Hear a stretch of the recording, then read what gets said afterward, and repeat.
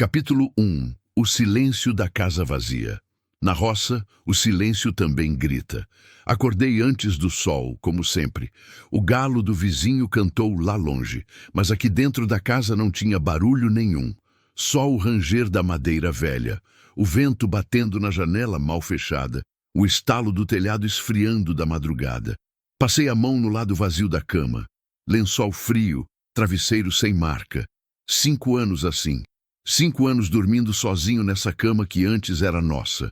Me levantei devagar, pés descalços no chão gelado de cimento queimado. A casa grande, herança do meu avô, parecia ainda maior de manhã cedo. Cômodos vazios, móveis cobertos de pó, silêncio pesado feito cobertor molhado. Fui até a cozinha. O fogão a lenha ainda tinha a brasa do café da noite passada. Joguei mais 3 tocos secos. Esperei a chama pegar, coloquei a chaleira em cima. Café requentado, pão velho, mesa grande, só eu sentado na ponta. Olhei para a cadeira dela. Ainda tinha o casaquinho rosa pendurado no encosto, não conseguia tirar. Toda vez que tentava, a mão travava no meio do caminho. Deixei ali. Junto com os outros pedaços dela espalhados pela casa, o pente na mesinha do quarto, a panela de barro que ela usava para fazer angu, a fotografia amarelada na parede da sala, ela grávida, sorrindo, mão na barriga, olhos cheios de futuro. Futuro que nunca chegou. Ela morreu de parto. O bebê também. Uma menina. Nem tempo de dar nome tivemos. O médico da cidade pequena não soube o que fazer.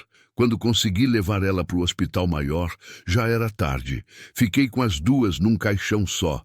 Enterrei na sombra da aroeira velha, lá no alto do pasto. Até hoje subo lá toda semana. Levo flor do campo, limpo o mato em volta, fico sentado na terra quente, conversando com o vento. Terminei o café amargo, lavei a caneca no tanque, vesti a camisa de manga comprida e o chapéu de palha surrado. O sol começava a clarear o horizonte. Céu limpo, mas o calor já prometia apertar. Aqui no interior de Goiás, perto da divisa com Tocantins, o tempo não perdoa. Terra seca, poeira vermelha, mato baixo resistindo como pode. Minha propriedade não era grande. Uns 300 hectares de pasto, gado magro, cerca bamboleante, casa velha, galinheiro furado, 2 ovelhas teimosas e um cavalo velho chamado Trovão, que ainda me servia bem. Trabalhava sozinho. Não tinha mais vontade de contratar peão, de ouvir voz estranha pela casa, de fingir normalidade. Preferia o silêncio, preferia o cansaço do corpo que espantava os pensamentos ruins. Selei Trovão e saí para o pasto checar o gado. O sol batia forte nas costas. A cigarra gritava no capim seco, o suor escorria debaixo do chapéu.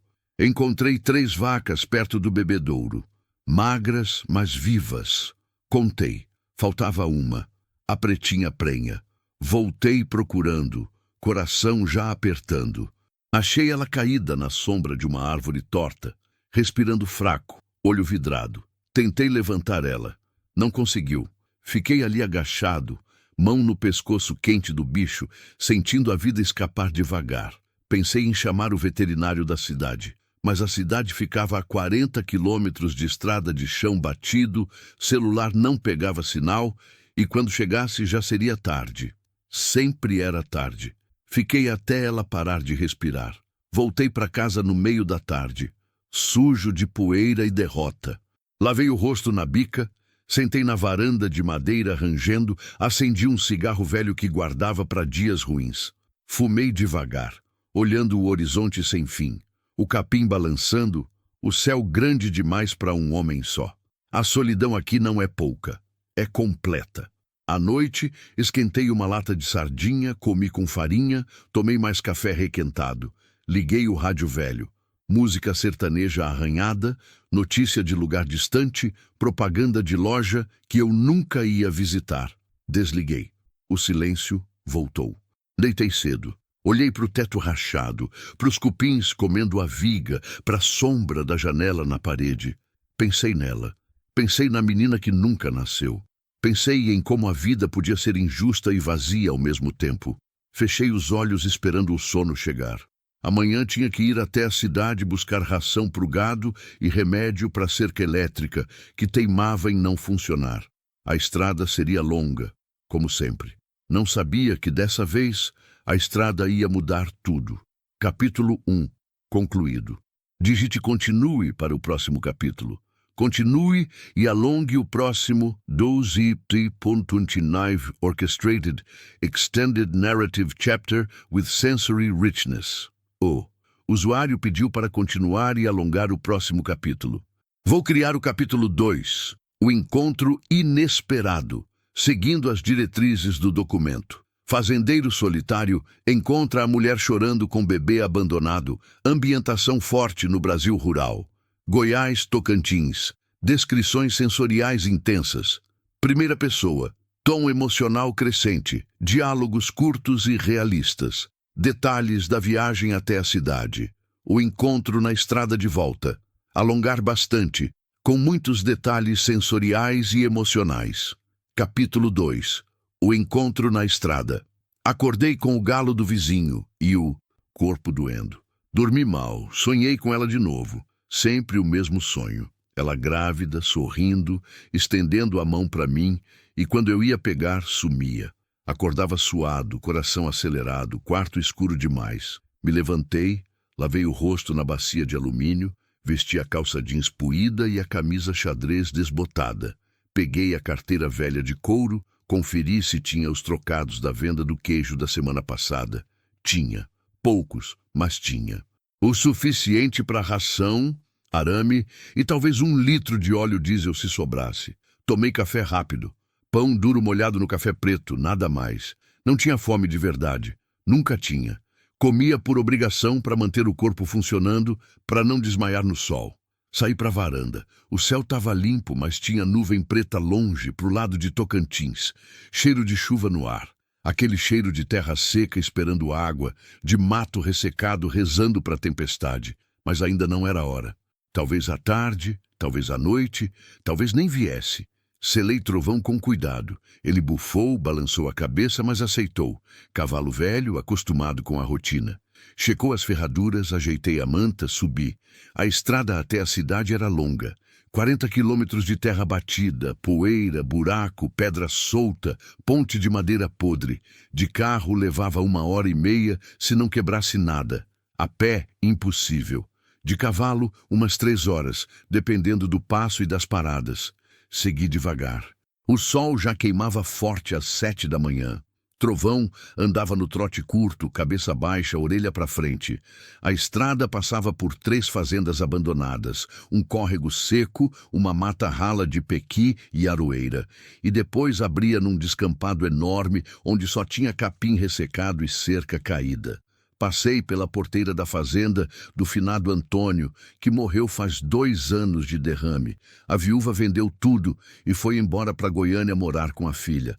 A casa estava caindo aos pedaços. Vidro quebrado, porta arrancada, mato crescendo na varanda. Fantasma de vida. Desviei o olhar. Mais à frente, um urubu levantou o voo de cima de uma carcaça de boi. O cheiro azedo bateu. Cobri o nariz com a manga da camisa, toquei trovão para andar mais rápido. A morte na roça é assim, sem cerimônia, sem piedade. Bicho morre, vira comida de urubu, vira pó, vira nada. Gente também. Cheguei na cidade perto do meio-dia. Pequena, esquecida, meio dúzia de rua de asfalto rachado, comércio fraco, igreja velha, uma praça com 3 bancos quebrados e um coreto sem telhado. Estacionei Trovão na sombra de uma mangueira perto da loja de ração. Dei água para ele num balde emprestado, amarrei na cerca. Entrei na loja, cheiro forte de milho, soja, adubo, couro velho. O dono, seu Moacir, estava sentado atrás do balcão, ventilador quebrado girando devagar, rádio tocando sertanejo antigo. Josué, ele cumprimentou sem levantar. Faz tempo. Faz, respondi curto. Vim buscar ração. 20 quilos e 2 rolos de arame farpado. Tá ficando caro, viu? Seu Moacir coçou a barriga por baixo da camisa surrada. Subiu tudo. Eu sei. Paguei em dinheiro vivo, miúdo, contado devagar. Ele embrulhou tudo com corda de sisal, ajudou a amarrar no lombo do Trovão. Agradeci seco, montei, saí, parei no mercadinho da esquina. Comprei arroz, feijão, sal, café em pó, uma lata de óleo, sabão em barra. O básico, sempre o básico. Meu dinheiro mal dava para isso. A mulher do caixa me olhou com pena. Não gostei. Paguei rápido, saí sem despedida. Já passava das 2 da tarde quando voltei para a estrada. O sol estava a pino, o calor sufocante, suor escorria nas costas, na testa, nos olhos. Trovão andava mais devagar, cansado. Parei 2 vezes para dar água para ele no córrego. Pouca, mas tinha. Bebi também. Água morna, com gosto de barro, mas molhava a garganta. As nuvens pretas que eu tinha visto de manhã estavam mais perto. O vento mudou. Ficou úmido, pesado, carregado. Raio cortou o céu longe. Trovão bufou nervoso. Toquei ele para andar mais rápido. Precisava chegar antes da chuva. Estrada de chão molhada vira armadilha. Lama, atoleiro, buraco invisível. Tava a uns 10 quilômetros de casa quando vi. No começo, achei que era um cachorro ou um saco de lixo jogado na beira da estrada. Mas Trovão parou sozinho, orelha empinada, focinho tenso. Ele sentiu antes de mim. Cheguei mais perto. Era uma mulher, sentada na beira da estrada, joelhos dobrados, rosto escondido nos braços, corpo tremendo. Roupa suja de terra vermelha, cabelo desgrenhado, pés descalços rachados e sangrando. E nos braços dela, embrulhado num pano velho, rasgado, um bebê. Meu coração disparou. Desci do cavalo devagar. Pisei na terra seca com cuidado, como se qualquer barulho forte fosse fazer ela desaparecer. Me aproximei. Ela levantou a cabeça. Olhos inchados de tanto chorar, rosto magro, marcado de sol, lábios rachados. Nova, muito nova. Devia ter uns 20 e poucos anos, mas os olhos eram de quem já tinha vivido demais. Moça, chamei baixo. A senhora tá bem? Ela não respondeu, só me olhou. Um olhar vazio, perdido, assustado, como bicho acuado. Olhei para o bebê. Tava quieto demais, pálido demais, lábios roxos. Esse menino tá vivo? Perguntei, voz falhando. Ela apertou o embrulho contra o peito e começou a chorar de novo. Um choro baixo, abafado, desesperado.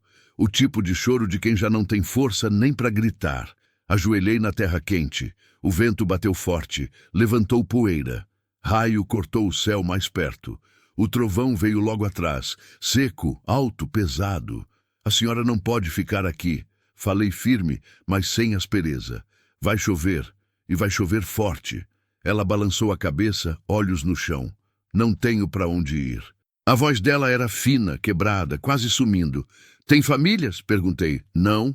Alguém te esperando? Não. Como a senhora veio parar aqui? Ela hesitou, mordeu o lábio. Lágrima escorreu. Andando. De onde? De longe. Silêncio pesado. Só o vento, o cavalo bufando, o céu roncando. Olhei para o bebê de novo. Ele se mexeu. Só um pouco. Mas mexeu. Estava vivo. Esse menino precisa de médico, falei. E a senhora também. Não tenho dinheiro. Não pedi. Ela me olhou assustada, como se tivesse ouvido errado. Me levantei, estendi a mão. Vem, não vou te deixar aqui. Ela não se mexeu. Eu não te conheço, ela disse, voz trêmula. Eu sei, mas se ficar aqui, senhora, e esse menino vão morrer. E eu não consigo passar reto. Trovão bufou impaciente. O vento aumentou. Folha seca voou. Poeira subiu. O cheiro da chuva ficou mais forte. Estendi a mão de novo. Ela olhou para minha mão. Olhou para o bebê. Olhou para o céu escurecendo. E devagar, muito devagar, segurou minha mão. Ajudei ela a levantar. As pernas dela tremiam. Quase caiu. Segurei firme. Senti o peso do corpo magro, fraco, exausto. Senti o bebê entre nós, quente demais, respirando rápido demais. Tem outro? Perguntei, olhando em volta. Outro o quê? Criança. Ela assentiu, olhos molhados. Meu filho, ele tá ali. Apontou para o outro lado da estrada. Atrás de um arbusto seco, um menino pequeno estava agachado, abraçado nos próprios joelhos, olhando para a gente com medo. Devia ter uns 5, 6 anos. Magro, sujo, tremendo. Caminhei até ele devagar. Agachei. E aí, garoto? Qual seu nome?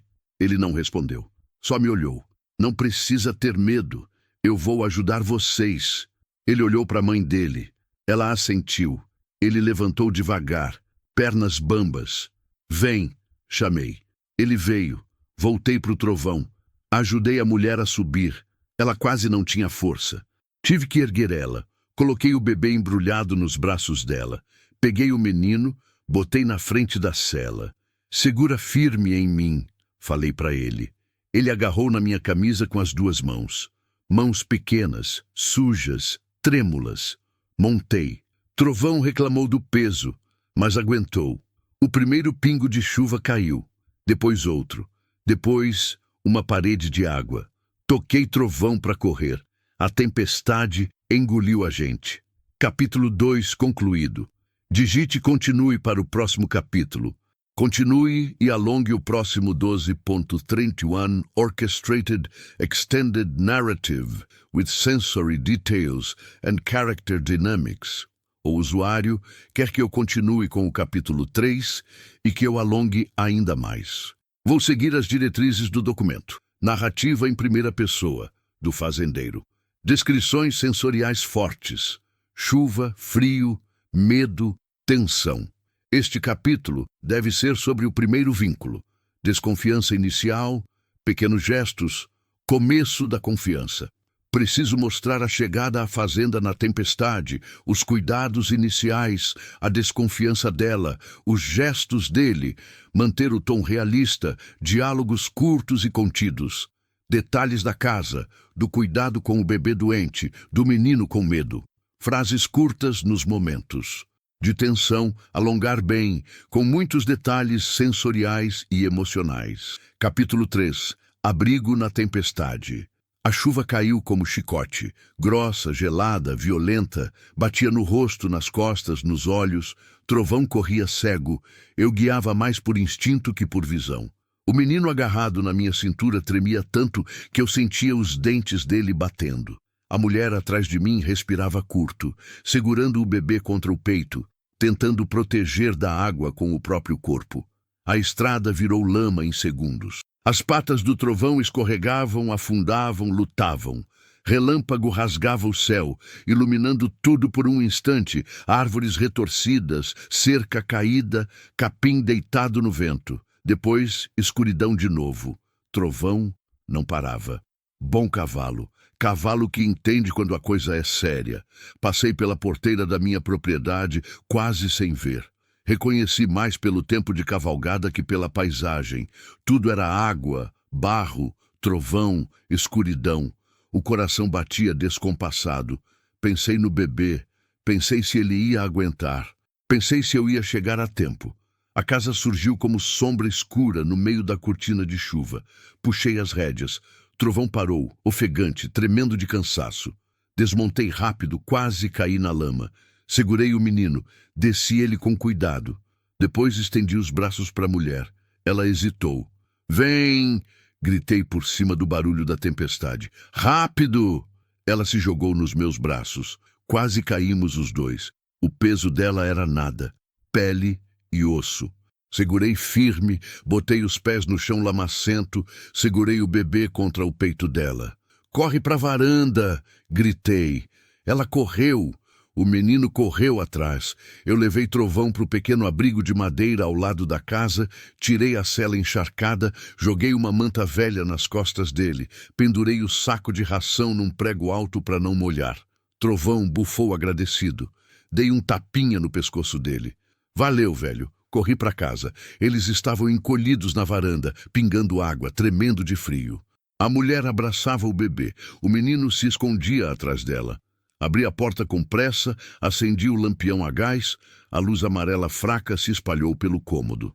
Entra, falei. Ela não se mexeu. Entra, repeti mais firme. Ela entrou devagar, olhando tudo com desconfiança. A casa devia parecer enorme para os olhos dela. Sala grande, teto alto, móveis velhos cobertos de pó, cheiro de mofo e solidão. O menino agarrou na saia molhada da mãe. Fechei a porta. O barulho da chuva ficou abafado. Só o vento batendo na janela, a madeira rangendo, o pingo no telhado furado caindo num balde no canto. Fica aí, falei. Vou buscar toalha. Fui até o quarto. Abri o guarda-roupa velho. Peguei 3 toalhas. Uma dela, uma usada, uma rasgada, mas limpas. Voltei. A mulher estava parada no mesmo lugar, molhada, tremendo, olhando para a porta como se quisesse fugir. Toma! Estendi a toalha para ela. Se enxuga. E enxuga o menino também. Ela pegou devagar. Começou a secar o bebê primeiro. Tirou o pano molhado que envolvia ele. A criaturinha era pequena demais. Magrinha, pálida, respirando rápido. Menino ou menina eu não sabia. A mulher enrolou ele na toalha seca, apertou contra o peito. Ele tá com febre. Ela disse, voz trêmula. Tá quente demais. Me aproximei, toquei a testa do bebê, queimava. Tem remédio? Ela perguntou, olhos desesperados. Tenho dipirona, mas não sei a dose para bebê. Eu sei, por favor. Fui até o armário da cozinha, vasculhei entre potes velhos, pacotes de café, lata de biscoito. Achei o vidrinho de dipirona no fundo. Voltei, ela já estava sentada no chão, encostada na parede, o bebê no colo. O menino sentado ao lado, calado, olhando tudo. Tem colher? Ela perguntou. Tem. Quantas gotas? 10. Ele tem uns 3 meses. Peguei a colher, contei as gotas com mão trêmula. A luz fraca do lampião dificultava. 10 gotas. Passei para ela. Ela deu para o bebê com cuidado. Ele choramingou, fez careta, mas engoliu. Pronto! Ela sussurrou, beijando a testa quente. Pronto, meu amor. Vai melhorar. Silêncio pesado.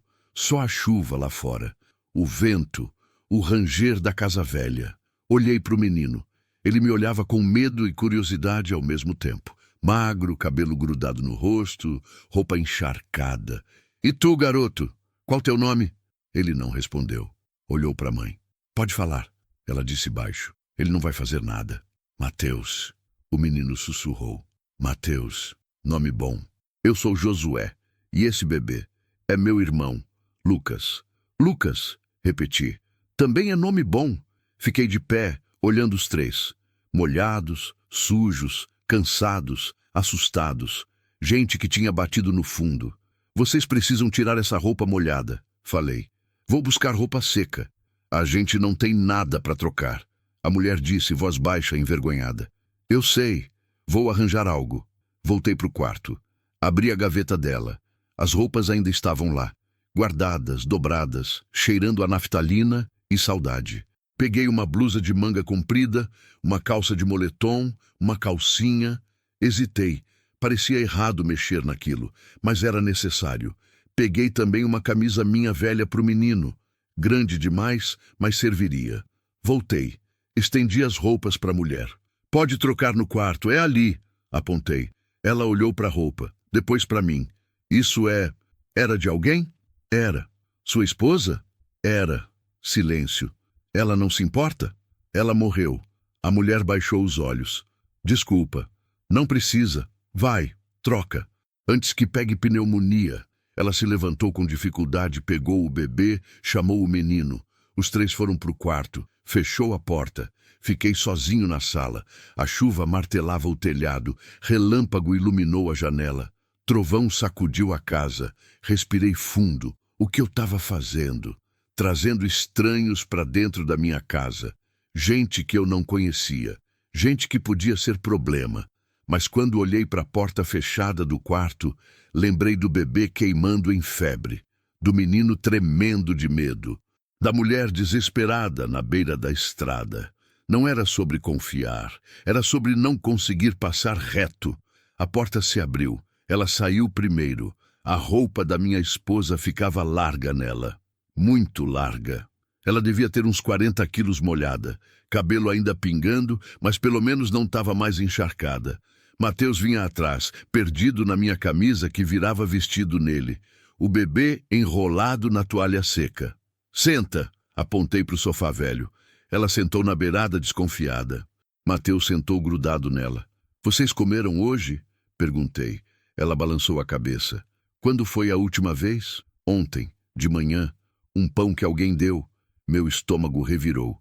Vou fazer comida. Não precisa, a gente não quer incomodar. Já incomodou, agora aguenta. Fui para a cozinha. Acendi o fogão a lenha, coloquei mais lenha, esperei a chama subir. Peguei a panela de pressão, joguei feijão de molho de ontem, água, sal, um pedaço de toucinho, alho amassado. Tampei, deixei cozinhar. Enquanto o feijão chiava, lavei arroz, coloquei para cozinhar também. Fritei ovo, 3 ovos grandes da galinha caipira. Fiz farofa com a gordura, cebola, farinha, comida simples. Mas era o que tinha. Voltei para a sala. Ela estava ninando o bebê, cantando baixinho. Uma cantiga triste, trêmula. Mateus estava quase dormindo encostado nela, mas se sacudia toda vez que trovão estourava. Comida tá quase pronta, avisei. Ela assentiu sem olhar. Sentei na cadeira velha de balanço. Acendi um cigarro. Fumei devagar, olhando a tempestade pela janela. A chuva não dava trégua. Relâmpago atrás de relâmpago. Trovão atrás de trovão. Como a senhora se chama? Perguntei, quebrando o silêncio. Ela hesitou. Marina. Marina. De onde a senhora é, Marina? Silêncio longo. De longe. Tá fugindo? Ela me olhou assustada. Não vou perguntar de quê, completei. Mas se alguém vier procurar, eu preciso saber. Ninguém vai procurar. Tem certeza? Tenho. Não acreditei, mas deixei pra lá. A comida ficou pronta. Botei tudo na mesa da cozinha. Feijão fumegante, arroz branco, farofa, ovos fritos. Chamei eles. Marina veio devagar, o bebê no colo, Mateus grudado na saia dela. Pararam na porta da cozinha, olhando a mesa como se fosse miragem. Senta, falei apontando as cadeiras. A gente pode comer mesmo? Mateus perguntou, voz fina. Claro, tudo. Tudo que couber na barriga. Marina se sentou, colocou o bebê dormindo numa trouxa de cobertor no canto. Pegou o prato, encheu de arroz e feijão, mas hesitou antes de comer. Pode comer, falei. Não tá envenenado. Ela deu uma garfada, depois outra. Depois começou a comer rápido, com fome de dias. Mateus comia que nem bicho faminto, feijão escorrendo no queixo, arroz caindo no prato. Eu comia em pé, encostado na pia, vendo os dois devorarem a comida. Me lembrei de quando eu e ela comíamos juntos nessa mesma mesa. Ela grávida, feliz, contando planos. A casa cheia de risada e esperança. Agora só tinha silêncio, chuva e estranhos. Terminaram de comer. Marina limpou a boca do Mateus com a manga da blusa. Obrigada, ela disse baixo, sem me olhar. De nada. Por que o senhor está fazendo isso? A pergunta me pegou de surpresa. Fazendo o quê? Ajudando a gente. O senhor não me conhece. Podia ter passado reto. Olhei para ela. Olhos cansados, rosto marcado, mas havia algo ali. Uma força escondida debaixo do medo. Eu tentei, falei sincero, mas não consegui. Ela baixou os olhos. O bebê choramingou. Ela pegou ele no colo, deu o peito. Ele mamou fraco, com dificuldade. Ela acariciou a cabecinha, sussurrando coisas que eu não entendia. Mateus bocejou. Vocês precisam dormir, falei. Tem um quarto no fundo. Colchão velho, mas serve. E o senhor? Durmo no sofá, não é a primeira vez. Não precisa, a gente dorme no chão mesmo. Não vai dormir no chão, vai pro quarto. Ela não discutiu. Cansaço pesava mais que orgulho. Levei eles até o quarto nos fundos. Acendi a lamparina, deixei na mesinha. Colchão afundado, cobertor puído, mas limpo. Melhor que a chuva lá fora. Qualquer coisa, grita. Falei. Obrigada, Josué. Foi a primeira vez que ela falou meu nome. Soou estranho. Fazia tempo que ninguém falava meu nome daquele jeito, com gratidão, com respeito. Saí, fechei a porta. Voltei para a sala. Deitei no sofá velho. Cobri com um cobertor fino. A chuva continuava. O trovão não parava. A casa gemia no vento. Olhei para o teto rachado. O que eu tinha acabado de fazer, não sabia, mas algo dentro de mim, algo que estava morto faz 5 anos, tinha se mexido. Fechei os olhos. Por essa noite era o suficiente. Capítulo 3 concluído. Digite continue para o próximo capítulo. Continue e alongue o próximo. Deutsch, Treatport Orchestrated, Extended Narrative with Deepened Character Dynamics and Sensory Richness. O usuário quer que eu continue com o capítulo 4 e que eu alongue ainda mais. Vou focar em amanhã, depois da tempestade. Primeiras interações mais profundas entre Josué e Marina. Mostrar a desconfiança inicial se transformando em pequenos gestos de confiança. Desenvolver mais a personalidade de Mateus. Mostrar a rotina da fazenda e como Marina e as crianças se encaixam ou não nisso. Começar a revelar pequenas partes do passado de Marina. Manter a atenção. Ela ainda está com medo, ainda está fugindo de algo. Josué começando a sentir algo mudando dentro dele. Detalhes. Sensoriais fortes. Sol depois da chuva. Lama, cheiro de terra molhada, silêncio diferente. Alongar as cenas, os diálogos, as descrições. Vou tornar este capítulo mais longo e detalhado, focando no desenvolvimento dos personagens e na construção da confiança inicial. Capítulo 4. Primeiras luzes. Acordei com o galo cantando e o corpo dolorido. Tinha dormido torto no sofá, braço dormente, pescoço travado. A luz do sol entrava pela fresta da janela, clara, forte, limpa. A tempestade tinha passado. Me levantei devagar, estalos nas costas, pés descalços no chão frio. A casa estava em silêncio. Só o vento leve batendo na janela, o pássaro cantando lá fora, o relógio de parede marcando 6h15 da manhã. Fui até a porta do quarto dos fundos. Encostei o ouvido. Nada. Silêncio. Por um momento pensei que tinha sonhado tudo. A mulher, o bebê, o menino, a tempestade. Mas aí ouvi um chorinho abafado. O bebê, Lucas, estava acordando. Recuei da porta. Fui para a cozinha. Acendi o fogão a lenha com as brasas da noite passada. Joguei mais 3 pedaços de lenha seca. Esperei pegar. Coloquei a chaleira com água. Ia fazer café. Café forte. Precisava clarear a cabeça. Enquanto a água fervia, saí para a varanda. O mundo depois da chuva era outro. Terra vermelha molhada, poças de água refletindo o céu azul, cheiro forte de mato molhado, de terra viva, capim brilhando com as gotas de orvalho, ar fresco, limpo, cheio de esperança que só vem depois de tempestade. Trovão estava no cercadinho lateral, comendo capim tranquilo. Levantou a cabeça quando me viu, relinchando baixo. Fui até ele, passei a mão no pescoço. Bom trabalho ontem, velho, falei baixo. Ele bufou, voltou a comer. Olhei para o horizonte. A estrada de terra estava uma lama só. Ninguém ia passar ali hoje, talvez nem amanhã. Dependendo de quanto choveu lá embaixo, perto do córrego, podia ficar isolado por 3, 4 dias. Acontecia todo ano. Eu estava acostumado. Mas agora eu não estava sozinho. Voltei para a cozinha. A água fervia. Fiz o café, forte e amargo do jeito que gostava. Tomei o primeiro gole em pé, olhando pela janela. O quintal enlameado, galinhas ciscando na beira do galinheiro, cerca bamboleante, mato crescido que eu nunca tinha ânimo de cortar. A porta do quarto se abriu. Marina apareceu, cabelo desgrenhado, olhos inchados de sono, roupa amassada. O bebê no colo, ainda dormindo. Ela parou na porta da cozinha, me olhando com cautela. Bom dia, falei. Bom dia, ela respondeu baixo. Silêncio pesado. Tem café, e ofereci. Quer? Ela hesitou. Não quero dar trabalho. Café já está pronto. Não dá trabalho pegar uma caneca. Ela assentiu. Entrou devagar. Sentou na cadeira mais afastada da mesa.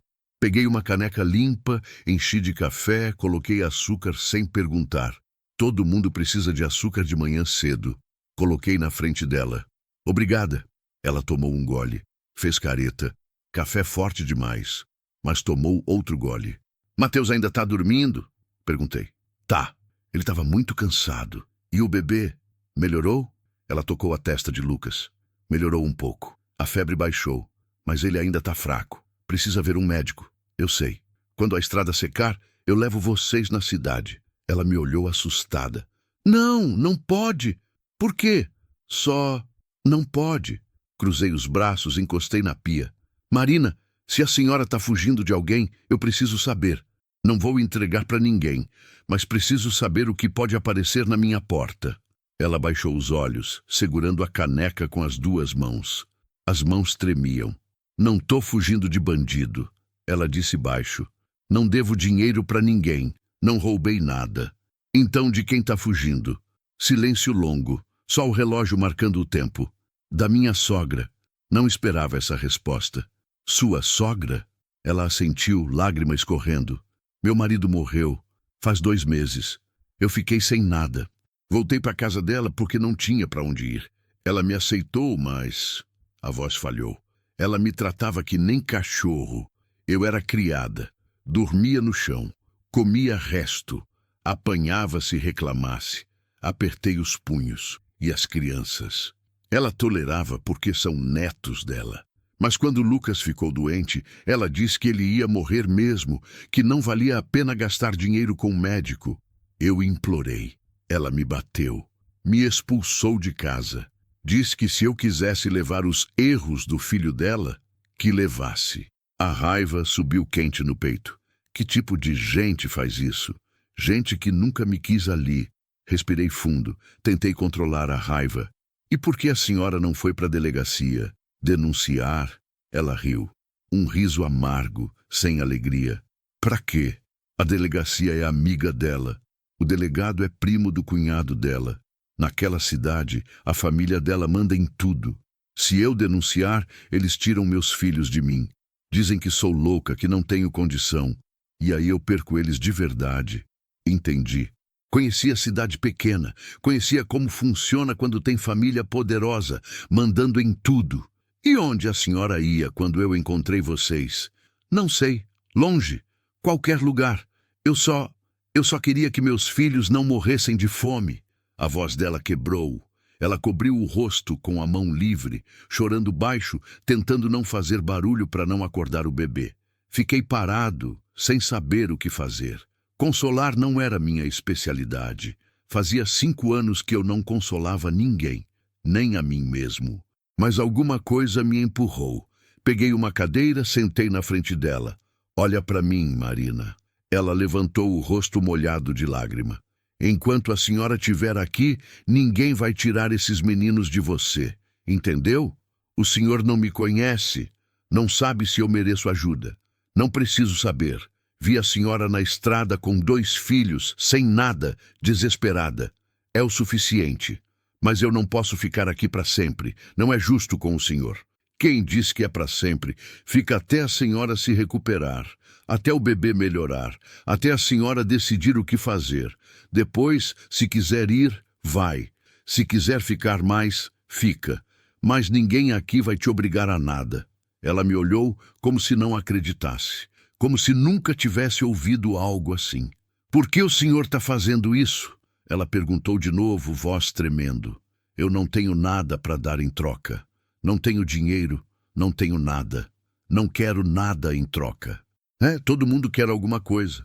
Eu não. Silêncio pesado. Ela enxugou as lágrimas com as costas da mão. Eu não sei como agradecer. Não precisa agradecer. Só cuida desse bebê e deixa o menino ser criança. É o suficiente. Ela assentiu, mordendo o lábio. O bebê choramingou. Ela abriu a blusa, deu o peito. Lucas mamou fraco, mas mamou. Era bom sinal. Me levantei, peguei minha caneca, tomei mais café. Olhei pela janela. O sol já estava alto. Tinha trabalho a fazer. Gado para checar, galinha para alimentar, cerca para consertar. Tempestade sempre quebrava alguma coisa. Vou sair um pouco, avisei. Checar os bichos. Tem pão velho na lata, manteiga na geladeira, tem leite também. Pode comer. Quando Mateus acordar, dá café para ele. Pode deixar. E Marina? Sim, se a senhora ou as crianças precisarem de alguma coisa, pode pegar. A casa é pequena, mas o que tem tá aí. Não precisa pedir licença. Ela assentiu, olhos marejados de novo. Saí. O sol batia forte. A lama grudava nas botas. Fui até o galinheiro. 3 galinhas tinham fugido durante a tempestade. Achei elas debaixo da varanda, molhadas e irritadas. Peguei, levei de volta, fechei o buraco da cerca com arame. Joguei milho. Elas ciscaram agressivas. Depois fui checar o gado. Caminhei pelo pasto enlameado, botas afundando, calor subindo. Encontrei as vacas perto do bebedouro. Contei. 5. Faltava a prenha que tinha morrido ontem. Ia ter que arrastar a carcaça para longe antes dos urubus espalharem pedaços pelo pasto. Trabalhei a manhã toda. Consertei a cerca que tinha caído, limpei o bebedouro, arrastei a vaca morta com corda e trovão. Trabalho pesado, nojento, necessário. Quando terminei, estava sujo de lama, suor e sangue seco. Voltei para casa perto do meio-dia. O sol a pino, calor sufocante, garganta seca. Parei na varanda. Vozes dentro da casa, infantis, risada. Risada. Fazia 5 anos que não ouvia risada dentro dessa casa. Entrei devagar. Mateus estava sentado no chão da sala, brincando com 3 pedaços de madeira velha que eu usava para lenha, fazendo de conta que eram carrinhos, fazendo barulho de motor com a boca. Marina estava sentada no sofá, o bebê dormindo no colo, olhando o menino brincar com um sorriso cansado. Ela me viu. O sorriso sumiu.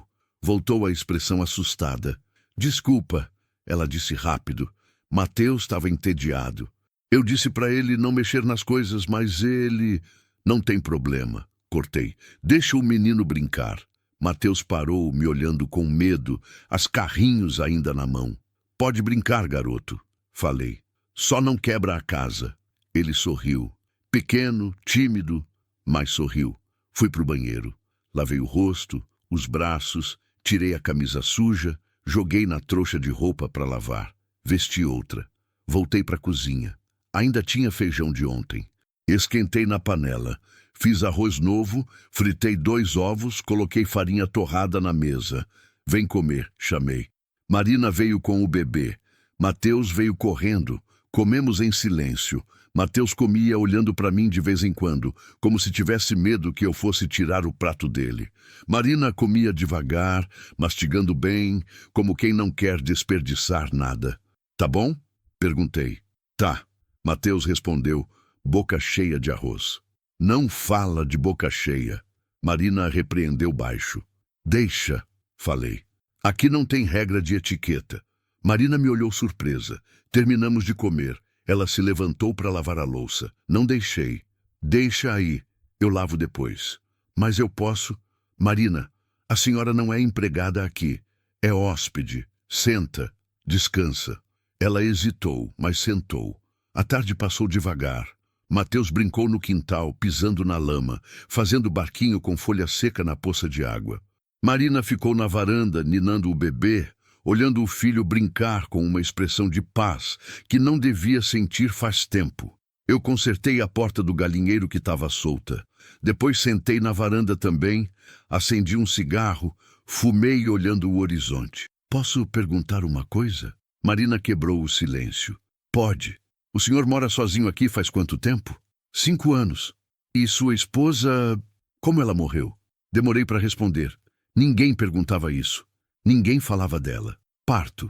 O bebê também morreu. Sinto muito. Eu também. Silêncio. O senhor nunca pensou em, sei lá, arrumar outra pessoa? Não. Por quê? Porque ela está enterrada lá em cima, debaixo da aroeira, e eu ainda falo com ela toda semana. Meio difícil arrumar outra pessoa quando você não terminou de enterrar a primeira. Marina ficou quieta. Desculpa, não devia ter perguntado. Tudo bem, foi faz tempo. Mas ainda dói, sempre dói. Ela assentiu. Entendia. Viúva também. O sol começou a descer. O céu ganhou tons de laranja e rosa. Mateus voltou sujo de lama dos pés à cabeça.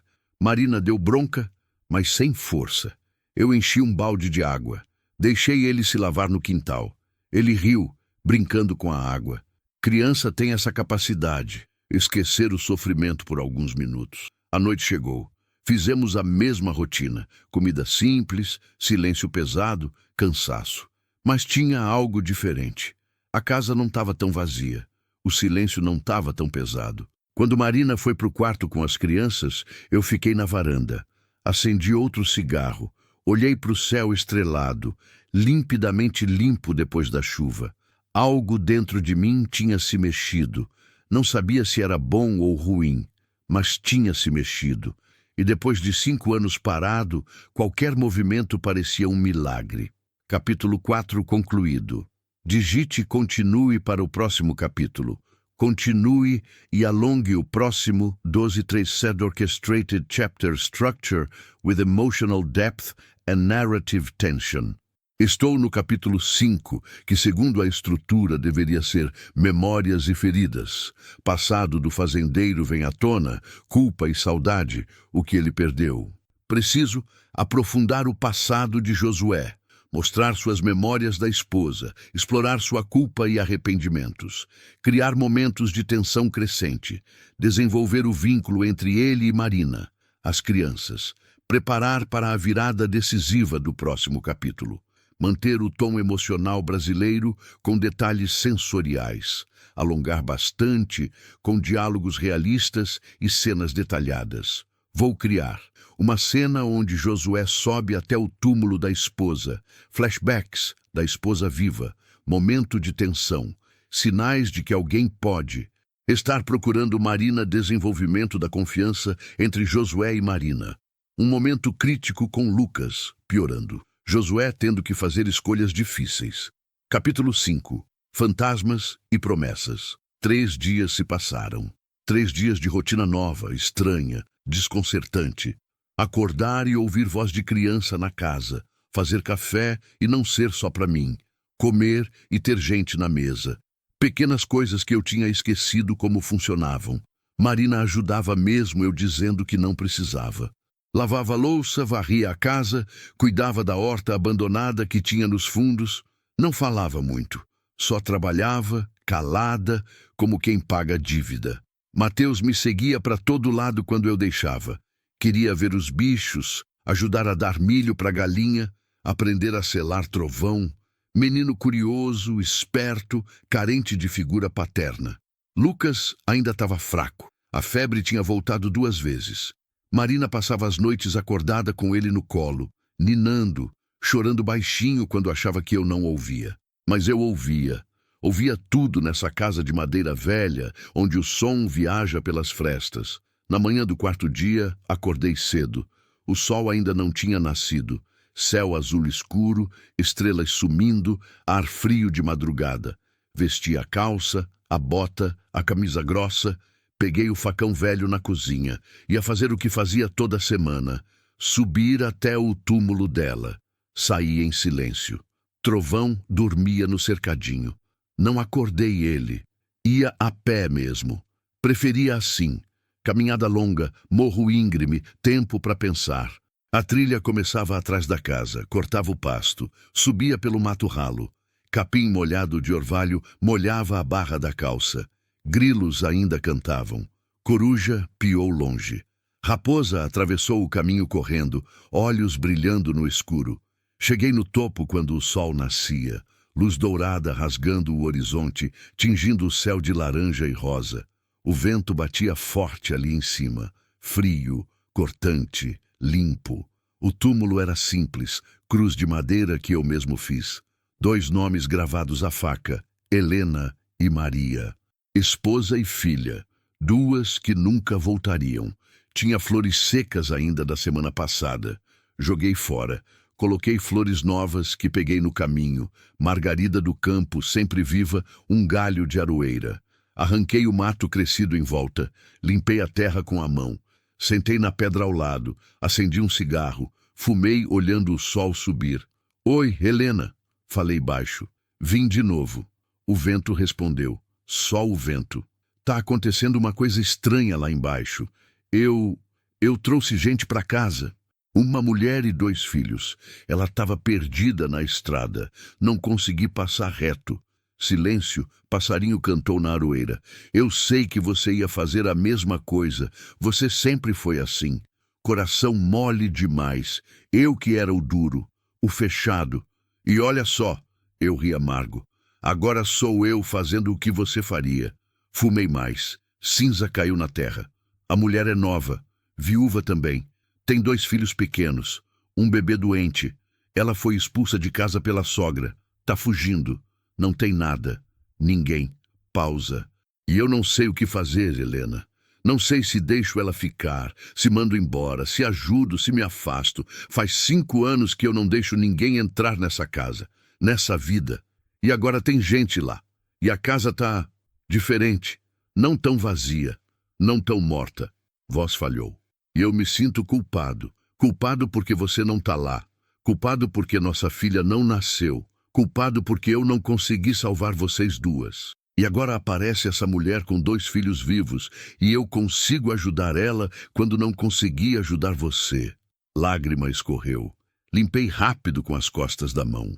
Por que eu não consegui salvar você, Helena? Por quê? O vento não respondeu. Fiquei ali até o cigarro acabar, depois desci. Voltei para casa com o sol já alto, suor nas costas, garganta seca. Marina estava na cozinha fazendo café. Ela me olhou, percebeu os olhos vermelhos, mas não perguntou nada. Bom dia, ela disse só. Bom dia. Tem café fresco. Obrigado. Tomei em silêncio. Ela fritava ovo na panela velha. Mateus brincava no quintal. Lucas dormia no cobertor no canto. Josué, Marina chamou baixo. Posso falar uma coisa? Pode. Lucas não está melhorando. A febre volta toda noite, ele mal mama. Tá muito fraco. Meu estômago apertou. Precisa de médico. Eu sei. Mas a estrada... Eu sei. Mas se esperar mais, pode ser tarde. Ela mordeu o lábio, olhos enchendo de lágrima. Eu não quero que ele morra, Josué. Já perdi meu marido. Não posso perder meu filho também. Me levantei. Fui até a janela. Olhei a estrada de terra. Ainda molhada, mas não tão ruim quanto 3 dias atrás. Talvez desse para passar com trovão. Devagar, com cuidado, dava. Amanhã de manhã cedo eu levo vocês até a cidade, decidi. Tem um postinho de saúde lá. Não é grande coisa, mas tem enfermeira, tem remédio básico. Vai ter que servir. E se alguém me reconhecer? Cidade não é a mesma que você fugiu? Não, é outra. Mas é perto. Notícia viaja rápido no interior. Mesmo assim, a vida do bebê vale o risco. Ela assentiu, enxugando os olhos. Obrigada, Josué. Para de me agradecer. Não consigo. O dia passou devagar. Preparei trovão, chequei as ferraduras, limpei a cela. Marina embrulhou Lucas em todas as roupas quentes que encontrou. Mateus ficou quieto, sentindo a tensão no ar. À noite, jantamos pouco. Ninguém tinha fome de verdade. Marina deitou cedo com as crianças. Eu fiquei na varanda. Acendi cigarro atrás de cigarro, pensando, calculando, preocupado. Se alguém reconhecesse ela, podia dar problema. Se a família dela ficasse sabendo onde ela estava, podiam vir atrás. E eu não queria confusão, mas também não ia deixar o bebê morrer. Decisões difíceis, sempre decisões difíceis. Dormi tarde, sonhei com Helena de novo. Dessa vez, ela estava parindo, gritando, sangrando. Eu segurando a mão dela, impotente. O médico balançando a cabeça. Não tem mais nada que eu possa fazer. E ela olhando para mim, olhos vidrados, sussurrando, cuida da nossa filha. Mas a filha já tinha morrido. Acordei suado, coração disparado. Ainda era madrugada, 4:30. Luz cinza entrando pela janela. Levantei, não ia conseguir dormir mais. Fui para a cozinha, acendi o lampião, fiz café. Sentei na mesa velha, de cabeça nas mãos. Josué? Levantei a cabeça. Marina estava na porta, Lucas no colo. Ela estava pálida. Ele está muito quente, e não acorda direito. Levantei rápido. Toquei a testa do bebê. Queimava demais. Veste ele, a gente sai agora, mas está escuro ainda. Não importa, vou selar trovão, rápido. Saí correndo para o cercadinho, mãos tremendo enquanto selava o cavalo. Trovão sentiu a urgência, ficou inquieto. Apertei as correias, ajeitei a manta, puxei para fora. Marina apareceu com Lucas embrulhado. Mateus vinha atrás, sonolento, assustado. Ele fica? Marina perguntou, olhando para o filho mais velho. Olhei para o menino. Pequenininho, olhos arregalados de medo. Não, decidi. Vem todo mundo. Ajudei Marina a subir. Coloquei Mateus na frente. Subi por último. Trovão reclamou do peso, mas aguentou. Saímos no escuro. Só a luz cinza do amanhecer, estrelas ainda no céu, frio cortante na cara. A estrada estava pior do que eu pensava. Lama profunda em alguns trechos. Trovão afundava até o joelho. Lutava para sair. Tive que descer 2 vezes para empurrar. Marina segurava as crianças com força, rezando baixo. O sol nasceu quando estávamos na metade do caminho. Luz dourada pintando o horizonte. Bonito, mas eu não estava olhando para a beleza. Estava olhando para a estrada, para cada curva, para cada buraco. Passamos pela ponte velha de madeira. A água corria embaixo, rápida, suja de barro. A ponte rangeu sob o peso. Trovão hesitou. Toquei ele firme. Ele atravessou. Madeira gemendo, mas aguentou. 3 quilômetros antes da cidade, Trovão parou. Manquejando, desci rápido, chequei as patas. A ferradura traseira esquerda tinha soltado. Ferida embaixo. Não grave, mas doía. Que foi? Marina perguntou, voz trêmula. Ferradura solta. Ele não aguenta mais. E agora? Olhei para o horizonte. Cidade estava perto. Dava para ver o topo da igreja. A gente vai a pé. Ajudei ela a descer. Peguei Mateus no colo. Marina carregou Lucas. Deixei Trovão amarrado na sombra de uma árvore com água e capim. Ele ia ficar bem. Começamos a andar. A pé, na lama, sol esquentando, criança nos braços. Mateus ficou pesado depois de 10 minutos. Coloquei ele no ombro. Marina tropeçou. Segurei ela. Lucas choramingava fraco.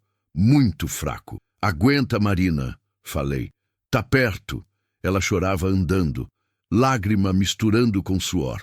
Entramos na cidade quando o sol já queimava forte. Gente olhando, cochichando, vendo o forasteiro enlameado com mulher e crianças. Não liguei. Fui direto para o postinho de saúde. Porta de madeira velha, parede descascada, cheiro forte de álcool e remédio. Entrei. Enfermeira gorda olhou assustada. Esse bebê tá muito doente, falei sem rodeio. Precisa de ajuda. Agora! Ela levantou rápido. Chamou outra. Pegaram Lucas dos braços de Marina. Levaram para a sala nos fundos. Marina tentou seguir. A enfermeira barrou. Espera aqui. A gente cuida dele. Mas ele é meu filho. E por isso mesmo, deixa a gente trabalhar. Porta fechou. Marina caiu numa cadeira de plástico quebrada. Rosto nas mãos. Soluçando. Mateus se agarrou nela. Eu fiquei de pé, encostado na parede, olhando a porta fechada, esperando, rezando para um Deus que eu não tinha certeza se ainda ouvia. Meia hora depois, a porta se abriu. A enfermeira saiu, rosto sério. O bebê está com pneumonia, grave. A gente aplicou antibióticos, soro, baixou a febre. Mas ele precisa ficar internado, pelo menos 3 dias. Aqui a gente não tem estrutura. Tem hospital na cidade maior? Perguntei. Tem, em Araguaína. 2 horas daqui, mas precisa de ambulância. Chama. Vai demorar. E custa caro. Tirei a carteira. Tinha pouco, muito pouco, mas era o que tinha. Quanto precisa? A enfermeira olhou para mim, depois para Marina, depois para o dinheiro na minha mão. Esquece, ela disse. Eu ligo. A gente dá um jeito. Ela saiu. Marina me olhou, olhos inchados. Josué. Não. Eu preciso falar. Não precisa. Cuida do teu filho. É só isso que importa. Ela se levantou. Veio até mim. Me abraçou. Forte. Desesperado. Fiquei parado. Não sabia o que fazer com as mãos. Fazia 5 anos que ninguém me abraçava. Devagar, muito devagar, coloquei as mãos nas costas dela e deixei ela chorar no meu peito. Porque às vezes não tem palavra, só tem presença, e eu tinha prometido para Helena que nunca ia passar reto quando alguém precisasse, mesmo que demorasse 5 anos para cumprir. Capítulo 5 concluído. Digite continue para o próximo capítulo. Continue e alongue o próximo. Fortitude Architected Emotionally Rich, Chapter with Tension, Character Transformation and Sensory Depth. O usuário quer que eu continue a história e alongue o próximo capítulo. Estamos no capítulo 6 agora. De acordo com a estrutura, o capítulo 6 deve ser a virada decisiva, onde a atitude corajosa e humana do fazendeiro muda tudo: acolher, proteger, buscar ajuda. Vou criar um capítulo com tensão enquanto esperam pela ambulância, possível aparição de alguém da família da Marina ou ameaça a Josué tomando uma decisão firme de proteger Marina e as crianças. Desenvolvimento emocional mais profundo entre Josué e Marina. Momento onde Josué confronta seu passado e se abre para o presente. Deve ter pelo menos um momento de alta tensão, descrições sensoriais fortes, diálogos realistas e emocionais. Mostrar a transformação interior do Josué. Vou alongar bem o capítulo com detalhes, como o usuário pediu. Capítulo 6. A escolha. A ambulância demorou 2 horas para chegar. 2 horas sentado naquele postinho de saúde sujo, cheiro de desinfetante barato, parede descascada, ventilador quebrado girando devagar. Marina não soltava Mateus. O menino estava quieto demais, percebendo que algo muito grave estava acontecendo. Eu ficava de pé, andando de um lado para o outro, mãos nos bolsos, maxilar travado. A enfermeira entrava e saía da sala. Toda vez que a porta se abria, Marina levantava assustada. Toda vez a enfermeira dizia a mesma coisa. Ele está estável, aguenta firme. Estável, palavra que não diz nada. Palavra que não acalma ninguém. Fui até a janela. Olhei a rua de terra batida. Movimento fraco. Uma senhora varrendo a calçada. 2 homens conversando na porta do bar. Caminhonete velha passando devagar. Cidade pequena. Todo mundo se conhece. Todo mundo sabe da vida de todo mundo. E, de repente, meu estômago gelou. Uma caminhonete preta parou em frente ao postinho. Vidro fumê, pneu largo, som alto. Desceu um homem. Alto, forte, barriga de cerveja, camisa social aberta no peito, corrente grossa no pescoço. Jeito de quem manda. Jeito de quem não aceita não. Ele olhou para o postinho, depois olhou em volta, procurando algo. Ou alguém. Voltei rápido para dentro. Marina! Chamei baixo. Ela levantou os olhos. Tem alguém que você conhece nessa cidade? Alguém da família do seu marido? Ela ficou pálida. Por quê? Responde. Tem o irmão dele, meu cunhado, ele mora aqui, mas não sabia que eu... Como ele é? Alto, forte, arrogante. Por que, Josué? O que está acontecendo? Olhei pela janela de novo. O homem estava falando no celular, gesticulando, nervoso. Acho que alguém te viu.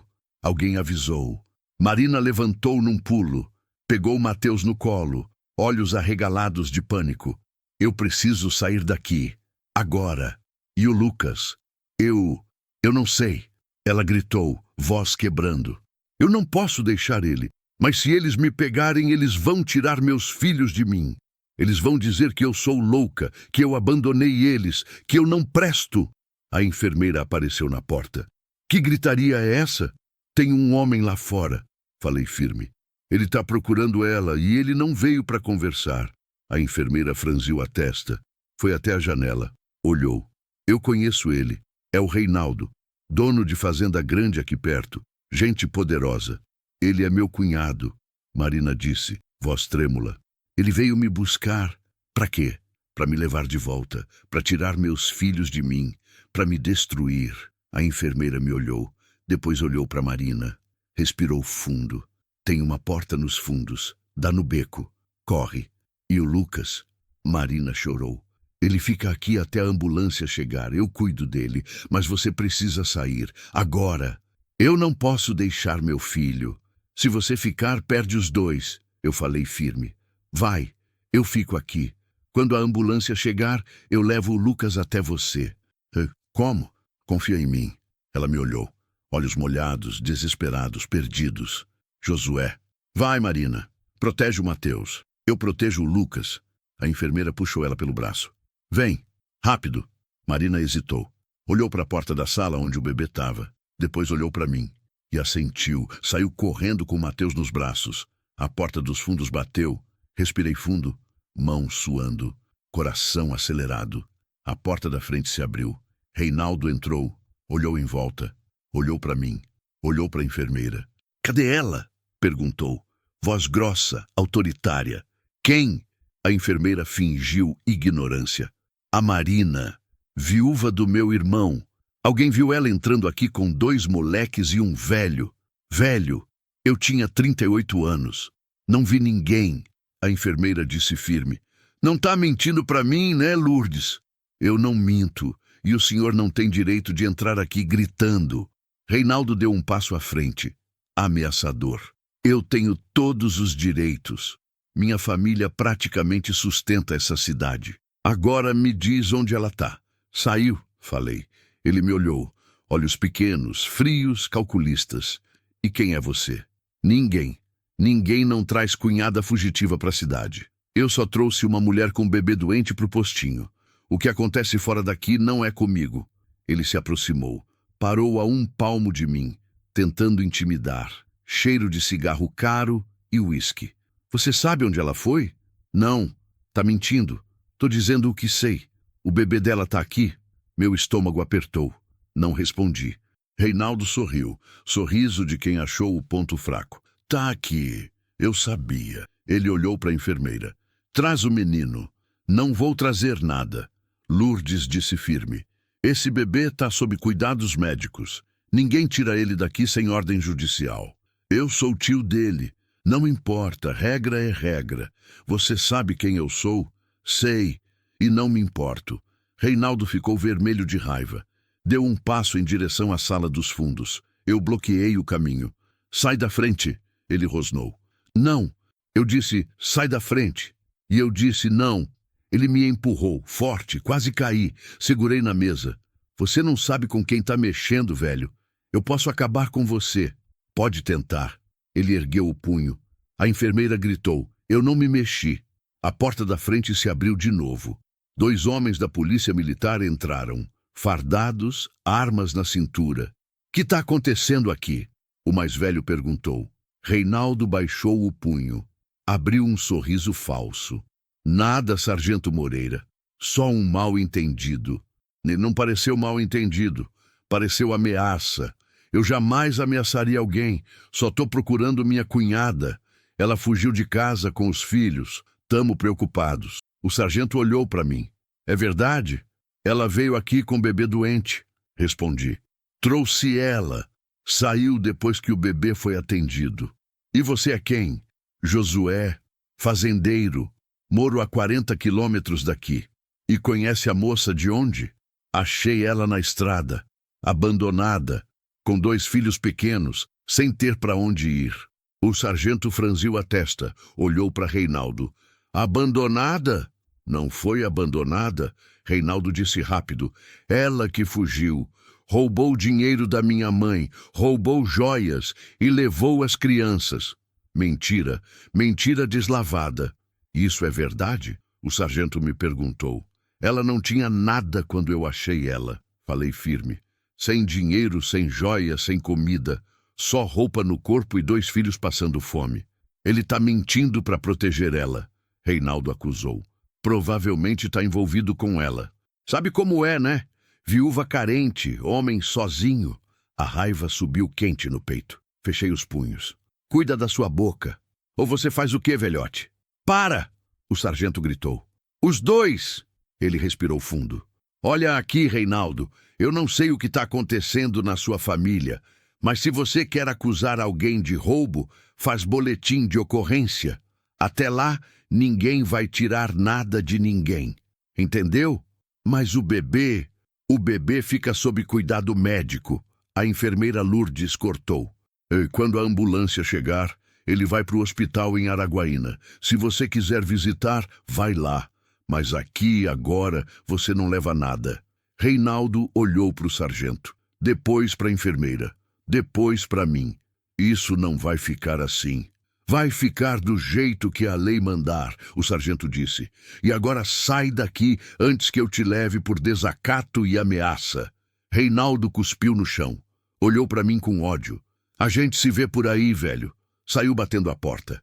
A caminhonete ronrou e saiu cantando pneu. Silêncio pesado. O sargento olhou para mim.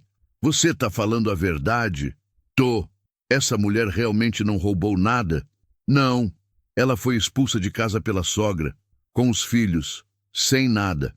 Eu vi. E você trouxe ela para sua casa? Trouxe. Por quê? Porque era o certo. O sargento me estudou. Depois assentiu. Você parece gente boa, mas se envolve com família Barbosa vai se dar mal. Eles têm poder aqui, muito poder. Não tô me envolvendo com ninguém, só ajudando quem precisa. No interior, as duas coisas são a mesma coisa. Ele ajeitou o cap, acenou para a enfermeira e saiu. O outro policial seguiu. A enfermeira soltou o ar que estava segurando. Jesus amado, que confusão. Obrigado, falei, por ter ficado do nosso lado. Eu não fiquei do lado de ninguém, fiquei do lado da criança. Criança não tem culpa de guerra de adulto. Ela voltou para a sala dos fundos, fechou a porta. Sentei na cadeira de plástico, mãos tremendo, coração ainda acelerado. A adrenalina baixando, deixando só o cansaço. 15 minutos depois, a ambulância chegou. 2 enfermeiros, maca, equipamento. Lourdes levou eles até Lucas. Voltaram com o bebê enrolado em cobertores, conectado em soro. Pequenininho, frágil, lutando para viver. Você vai junto? O enfermeiro perguntou. Vou. É o pai? Não, mas sou o responsável. Ele não discutiu. Entrei na ambulância, sentei no banco apertado. O bebê na maquinha de oxigênio. Respiração fraca, mas constante. A ambulância saiu. Sirene ligou. Olhei pela janela, a cidade ficando para trás. Pensei em Marina, pensei onde ela estava, se estava segura, se estava com medo. Peguei o celular velho que eu carregava, mas quase nunca usava, sem sinal ainda. Maldito interior. 2 horas de viagem, estrada esburacada, ambulância chacoalhando. O bebê choramingou 2 vezes. O enfermeiro ajustou o soro, verificou a temperatura, anotou coisas num papel. Chegamos em Araguaína no final da tarde, cidade maior. Barulho, movimento, hospital de verdade. Prédio de 3 andares, porta de vidro, cheiro de hospital de verdade. Levaram Lucas correndo. Eu tentei seguir, barrado na porta. Só família. Eu sou... É o pai? Não, mas... Então espera aqui. Porta fechou. Sentei na sala de espera. Cadeiras de plástico duro. Televisão velha passando novela. Meia dúzia de gente esperando. Velha com sacola, homem com braço quebrado, criança chorando. Esperei. Meia hora, 1 hora, 2 horas. O celular pegou sinal. Vibrou. Nenhuma chamada perdida. Nenhuma mensagem. Não sabia se Marina tinha meu número. Provavelmente não tinha. 3 horas depois, uma médica saiu. Nova. Cansada. Jaleco sujo. Família do Lucas? Levantei. Sou eu. Ela olhou para a prancheta. Você é o pai? Não, mas estou responsável por ele. A mãe não pôde vir. Por quê? É complicado. Ela suspirou. Tudo é complicado. Olhou para a prancheta de novo. O bebê está com pneumonia bacteriana grave, desnutrição severa, desidratação. A gente está aplicando antibiótico forte, soro, oxigênio. Ele vai precisar ficar internado pelo menos 1 semana. Talvez mais. Meu peito apertou. Ele vai sobreviver? Se responder bem ao tratamento, sim. Mas é grave, muito grave. Mais alguns dias sem atendimento e... Ela não completou. Não precisava. Entendi. A mãe precisa vir. Tem que assinar papéis. Autorizar tratamento. Ela vem. Eu vou buscar. Tem 24 horas. Depois a gente aciona o conselho tutelar. Ela vem. A médica assentiu e saiu. Sentei de novo, cabeça nas mãos. Lucas ia sobreviver, mas precisava da mãe. E Marina estava escondida, com medo, fugindo. Peguei o celular. Liguei para o único número que conhecia na região. Seu Moacir, da loja de ração. Alô? Seu Moacir, é o Josué, do sítio, lá perto da divisa. Josué, que surpresa. Que precisa? O senhor conhece alguém que possa dar um recado para mim? Depende. Recado para quem? Para uma moça. Marina. Ela está escondida por aí. Preciso que ela saiba que o bebê dela está no hospital em Araguaína. E que ele vai ficar bem, mas ela precisa vir. Silêncio do outro lado. Josué, você está metido em confusão? Talvez, mas é confusão certa. A família Barbosa está procurando essa moça. Eu sei, eles não vão desistir. Eu também não. Silêncio. Tá bom, eu vejo o que posso fazer. Mas cuidado, Josué. Esses homens não brincam. Eu sei. Obrigado. Desliguei. Saí do hospital. Noite tinha caído. Céu estrelado. Ar mais fresco. Cidade iluminada. Ruído de carro, moto, gente. Comprei um pão com mortadela num trailer. Comi sem sentir gosto. Tomei café aguado. Voltei para o hospital. Dormi na cadeira de plástico. Sonhei com Helena, com Lucas, com Marina, com tudo misturado. Acordei com o sol batendo na cara, corpo dolorido, pescoço travado. Uma enfermeira me cutucou. Tem uma moça lá fora procurando por você. Meu coração disparou. Saí correndo. Marina estava parada na calçada. Cabelo desgrenhado, roupa amassada. Mateus dormindo no colo. Olhos vermelhos de tanto chorar. Quando me viu, ela largou tudo e correu. Me abraçou forte, desesperada. Lucas, tá vivo, falei. Tá vivo e vai ficar bem. Ela desabou no meu peito. Chorou, soluçou, tremeu. E eu segurei ela. Porque prometi para Helena que nunca ia passar reto, e porque, de alguma forma que eu não entendia, essa mulher e essas crianças tinham se tornado minha responsabilidade, não por obrigação, mas por escolha. Capítulo 6 concluído. Digite continue para o próximo capítulo. Continue e alongue o próximo. 12. 42 Architected Climactic Chapter with Emotional Depth and Escalating Tension. Vou criar o capítulo 7, que deve mostrar a travessia final, a chegada ao lugar seguro, o alívio tenso e começar a preparar para o desfecho. Preciso incluir Marina vendo Lucas no hospital, a ameaça se aproximando, a família dela descobrindo onde estão, decisões difíceis sobre o futuro, Josué enfrentando seus próprios demônios enquanto protege essa família. Um momento de confronto ou tensão alta. Preparação para a transformação final. Devo alongar bastante, com detalhes emocionais, diálogos realistas, tensão crescente. Capítulo 7. Decisões no limite. Marina entrou no quarto do hospital com passos trêmulos. Eu seguia atrás, carregando Mateus que tinha acordado e agora agarrava meu pescoço com força. O menino não queria me soltar.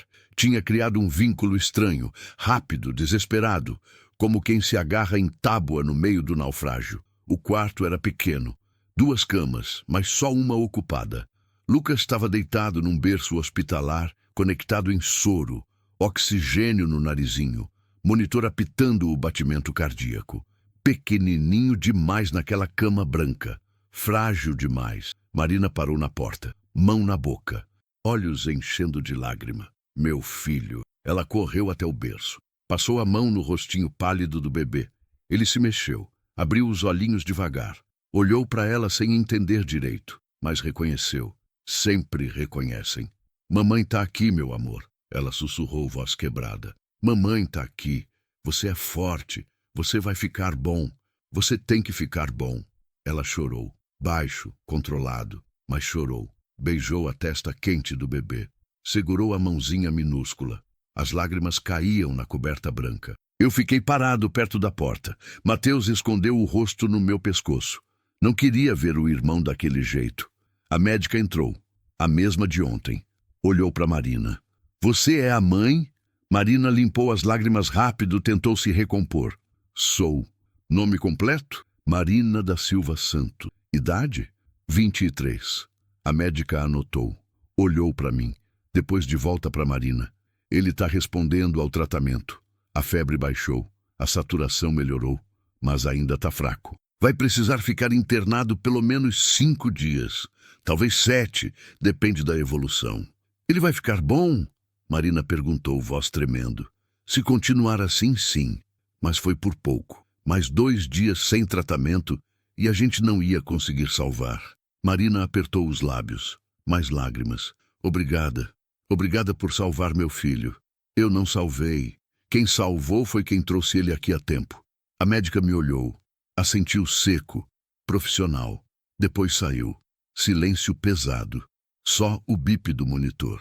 O ar-condicionado ronroncando. Voz distante de enfermeira no corredor. Josué, Marina chamou sem tirar os olhos do bebê. Eu nunca vou conseguir pagar o que você fez. Não precisa pagar. Preciso sim. Você salvou meu filho. Você arriscou sua vida. Enfrentou minha família. Tudo por uma estranha. Você não é mais estranha. Ela me olhou. Olhos vermelhos, rosto marcado de cansaço e sofrimento. Então o que eu sou? A pergunta me pegou desprevenido. Não sabia responder. O que ela era? Hóspede? Responsabilidade? Algo mais? Não sei, falei honesto. Mas não é estranha. Ela voltou a olhar para o bebê.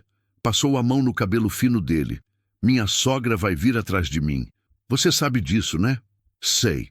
E o Reinaldo também. Ele não desiste fácil. Ele acha que eu roubei coisa deles. Vai espalhar mentira. Vai sujar meu nome. Vai tentar tirar meus filhos de mim. Ele pode tentar.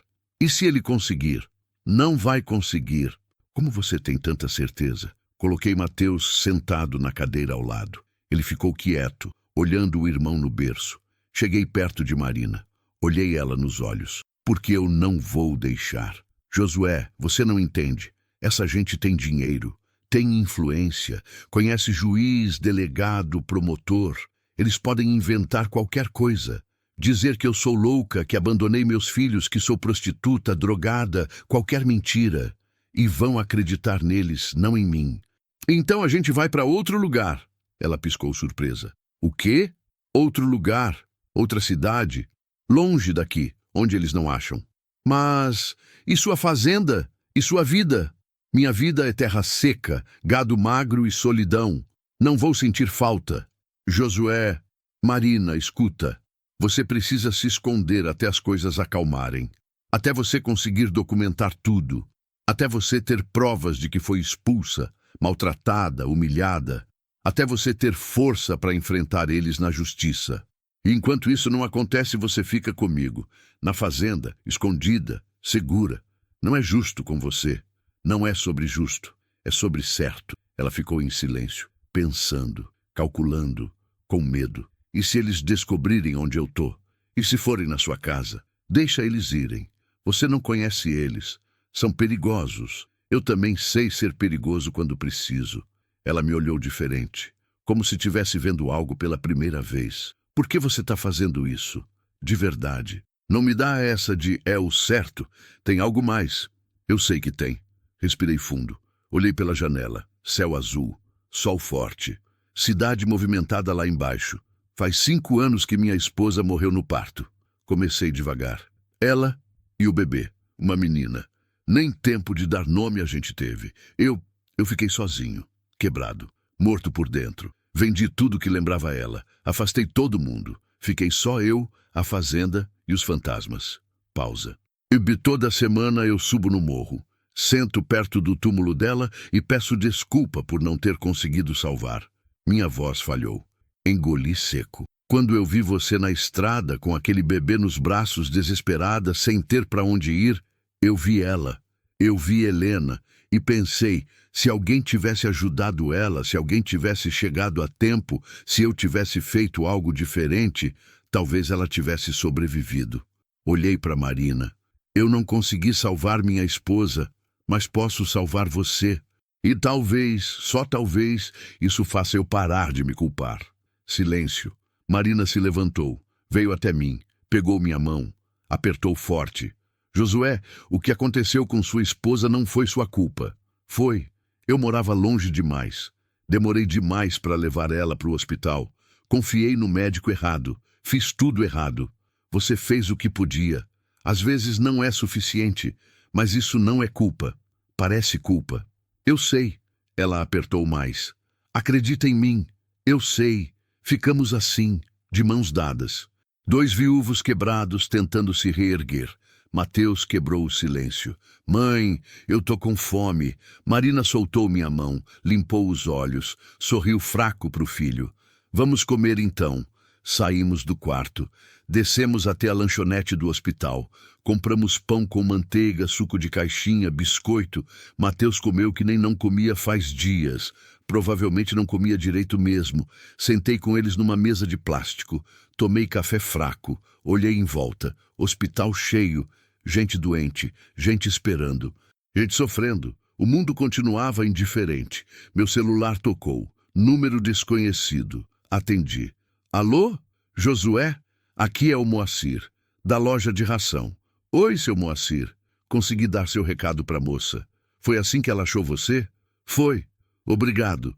De nada. Mas tem outra coisa. A família Barbosa está procurando ela. E procurando você também.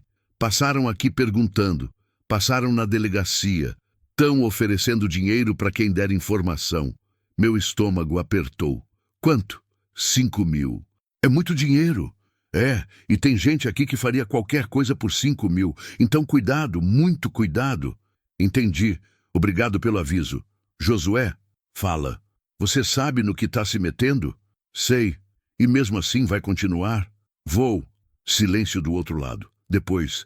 Você é doido, mas é gente boa. Boa sorte. Desligou. Olhei para Marina. Ela me olhava esperando. Eles estão oferecendo recompensa para quem te achar. Ela ficou pálida. Quanto? 5.000. Jesus. Ela cobriu a boca. Metade da cidade vai me procurar. Então a gente some. Para onde? Não sei ainda, mas longe, até as coisas esfriarem. E Lucas, ele precisa ficar internado. Fica. Você fica com ele. Eu volto para a fazenda, pego algumas coisas, fecho tudo, volto para cá. Quando o Lucas tiver alta, a gente vai embora. Para onde? Mato Grosso, Rondônia, Acre, algum lugar que eles não vão procurar. E sua fazenda? Fica lá, não vai sumir. Josué, isso é loucura. É, mas é a única opção. Marina olhou para o filho. Mateus comia biscoito alheio à conversa. Depois olhou para mim. Tem certeza disso? Tenho. Por quê? Porque você está disposto a largar tudo. Sua casa, sua terra, sua vida. Porque é a coisa certa. E porque faz 5 anos que eu não faço nada certo. Ela mordeu o lábio. Lágrimas ameaçavam voltar. Eu não mereço isso. Ninguém merece sofrer do jeito que você sofreu. E essas crianças não merecem crescer com medo. Então sim, você merece. Voltamos para o quarto. Lucas dormia. Monitor apitando regular. Respiração melhor. Cor voltando ao rosto. Fica com ele, falei. Não sai daqui. Não atende telefone de número estranho. Não fala com ninguém que você não conhece. Se alguém perguntar alguma coisa, finge que não sabe. E você? Volto amanhã. Com roupa limpa, dinheiro, documento. Tudo que a gente vai precisar. E se te pegarem no caminho? Ninguém vai me pegar. Josué, vai ficar tudo bem, Marina. Confia em mim. Ela assentiu. Não parecia convencida, mas assentiu. Me abaixei perto de Mateus. Garoto, você vai ficar aqui com sua mãe e seu irmão, tá bom? Ele me olhou assustado. Você vai embora? Vou, mas volto amanhã. E se não voltar? Volto. Prometo. Promessa de verdade? Promessa de verdade. Ele estendeu o dedinho mindinho. Eu enlacei com o meu. Selamos o acordo. Saí do hospital com o sol começando a se pôr. Céu laranja e rosa. Bonito e indiferente. Peguei um ônibus até a cidade pequena onde tinha deixado o trovão. 2 horas de viagem, estrada esburacada, banco duro, cheiro de suor e diesel. Cheguei de noite. Cidade deserta. Silêncio pesado. Fui até o lugar onde tinha deixado o trovão amarrado. Ele estava lá. Seu Moacir tinha passado e dado água e capim. Bom homem. Montei. A ferradura solta tinha sido consertada por alguém. Deixei dinheiro debaixo de uma pedra como agradecimento. Cavalguei pela estrada escura. Lua cheia iluminando o caminho. Trovão andava cansado, mas firme. Conhecia o caminho de casa.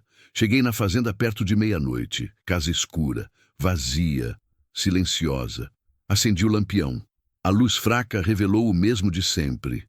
Móveis velhos, pó, solidão. Mas agora parecia diferente. Parecia mais morta. Porque pela primeira vez em 5 anos, eu tinha tido gente viva dentro dessa casa. Risada, movimento, propósito. E agora, de novo sozinho, a solidão pesava o dobro. Fui pro quarto. Peguei uma mala velha. Coloquei roupa limpa para mim e para Marina. Roupa da Helena que ainda estava guardada. Coloquei roupa para Mateus, uma camisa minha que serviria de vestido. Peguei o dinheiro guardado embaixo do colchão. Pouco, muito pouco, mas era tudo que tinha. Peguei documentos, certidão de casamento com Helena, certidão de óbito dela e da bebê, escritura da fazenda, guardar tudo num envelope plástico. Parei na frente da foto dela. Helena grávida, sorrindo, feliz. Desculpa, falei para a foto. Desculpa por deixar a casa, por deixar o túmulo, por seguir em frente, mas eu preciso fazer isso, eu preciso. Se não fizer, vou morrer aqui dentro. E você não ia querer isso. Você sempre foi boa demais, coração mole demais. Você ia me mandar ajudar essa mulher. Eu sei que ia. Silêncio. A foto não respondeu. Peguei a foto, coloquei na mala, deitei na cama, olhei para o teto rachado. Cupim comendo a viga. Futuro incerto pela frente. Amanhã eu voltaria para a cidade. Amanhã começaria uma vida nova. Ou pelo menos tentaria. Fechei os olhos. Sonhei com Helena, mas dessa vez ela não desaparecia. Ela sorria e apontava para frente. Capítulo 7 concluído. Digite continue para o último capítulo. Continue e alongue o próximo 12:46 Orchestrated Final Chapter, Resolving Conflict Through Emotional Transformation and Redemption. Este é o capítulo final da história. Preciso criar um desfecho satisfatório que resolva o conflito principal, a ameaça da família Barbosa. Mostre a transformação emocional do Josué. Demonstre a redenção e o recomeço. Tenha momentos de tensão e aflição, conforme as instruções. Seja tocante e com significado profundo. Não seja idealizado. Mantenha verossimilhança. Mostre como o luto do Josué se transforma.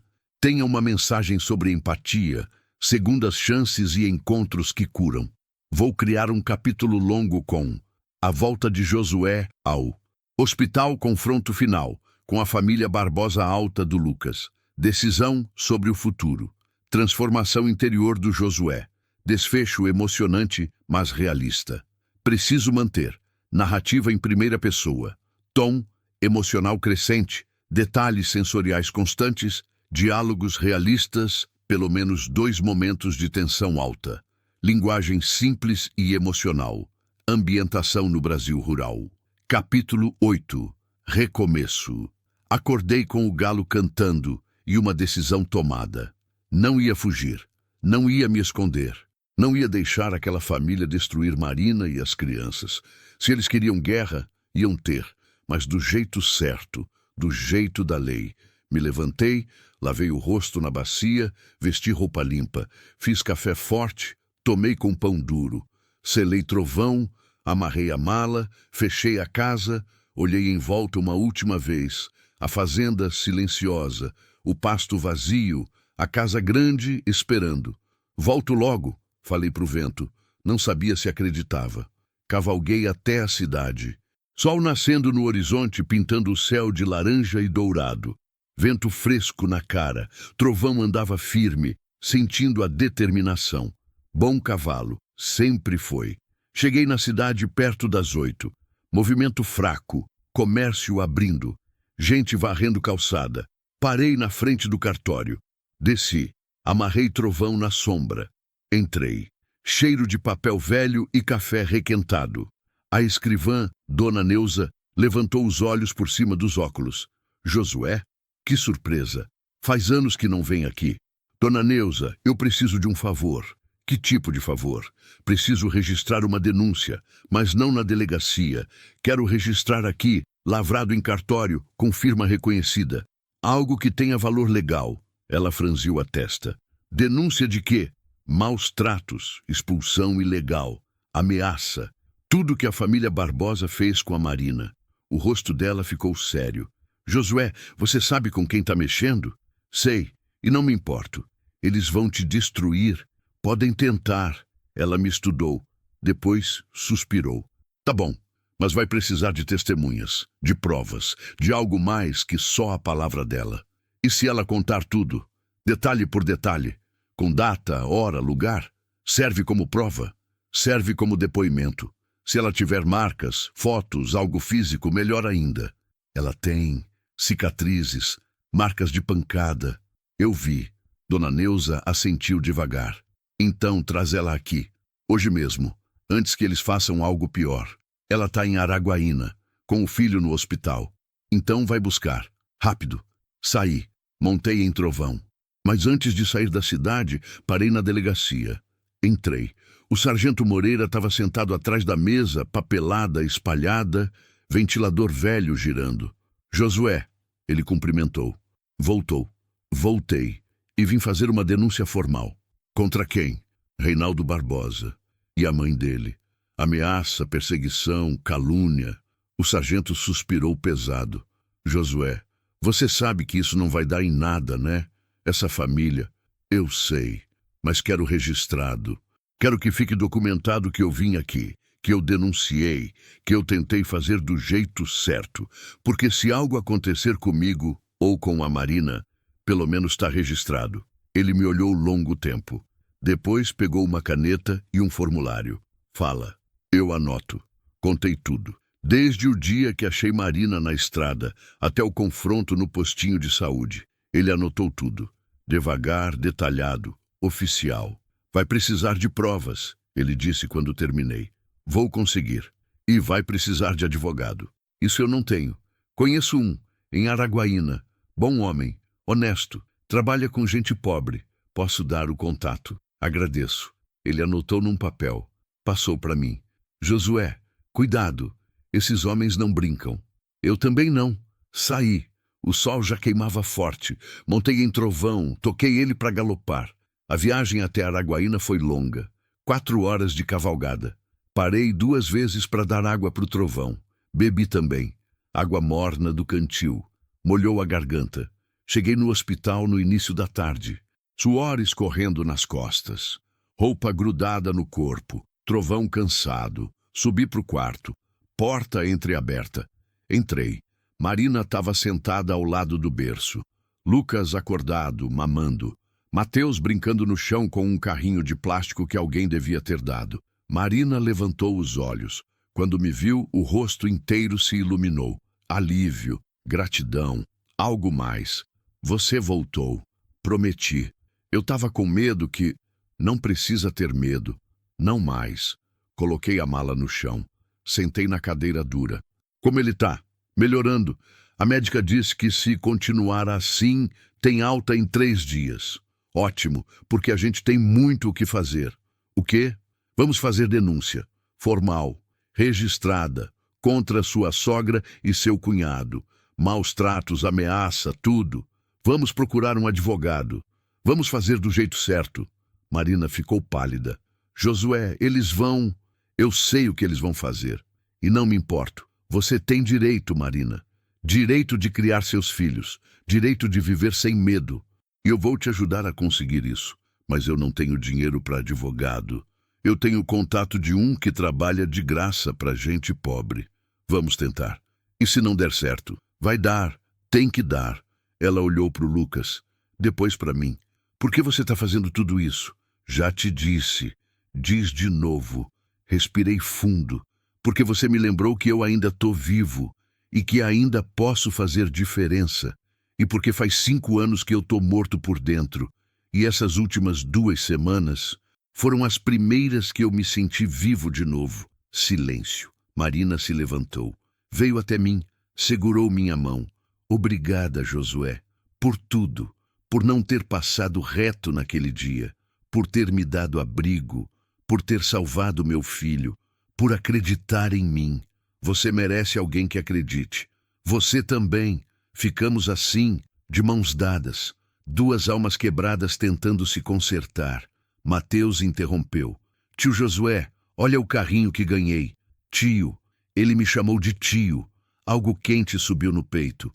Algo que eu não sentia faz muito tempo. Que legal, garoto. Anda rápido?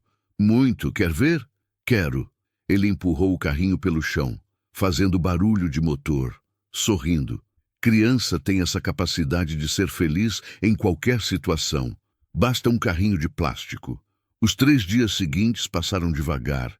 Visitei o advogado, Dr. Henrique, homem de uns 50 anos, escritório pequeno, roupa simples, olhar honesto. Contei tudo.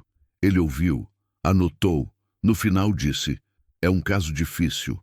Família poderosa, palavra contra palavra, mas temos chances. Se ela tiver marcas, testemunhas, algo físico, a gente monta um processo. Ela tem cicatrizes, de surra, de maus tratos. Vou precisar fotografar, documentar. Pode ser constrangedor para ela. Ela aguenta. Ela é forte. E você? Tá disposto a testemunhar? Tô. Pode ter retaliação. Pode. Ele me olhou. Assentiu. Então, vamos em frente. No quarto dia, Lucas teve alta. A médica veio com papéis, receitas, orientações. Ele tá bem, mas precisa tomar antibiótico por mais 10 dias. Precisa comer bem, descansar. E se a febre voltar, procura o hospital imediatamente. Vamos fazer tudo certinho, Marina prometeu. E vocês vão para onde agora? Marina olhou para mim. Eu respondi: para minha fazenda, até as coisas acalmarem. A médica assentiu, não julgou, não perguntou, só desejou sorte. Saímos do hospital, sol forte, céu azul, cidade barulhenta. Peguei um táxi velho, motorista não fez pergunta, só dirigiu, pagou barato. Deixou a gente na entrada da cidade pequena. De lá, fomos a pé até onde Trovão estava. O cavalo bufou quando viu a gente. Feliz. Cavalos sentem essas coisas. Ajudei Marina a subir.